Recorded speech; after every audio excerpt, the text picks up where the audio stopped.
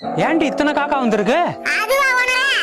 என் புள்ளைங்க சொல்ற பேச்ச கேட்கலனா காக்கா கிட்ட புடிச்சு கொடுத்துருவேன்னு சொன்னேன். அதான் காக்கா வந்திருக்கு. பைத்தியக்காரி.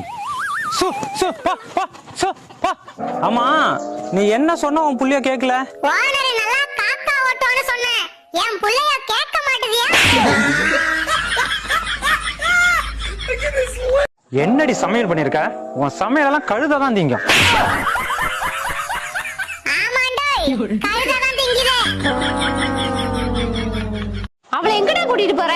இவ குருவி பழம் கேட்டாடி, அதான் பறிச்சு கொடுக்க போறேன். குருவி பழம் குருவி திங்கதான், கோழி திங்கல. கிளம்புடா.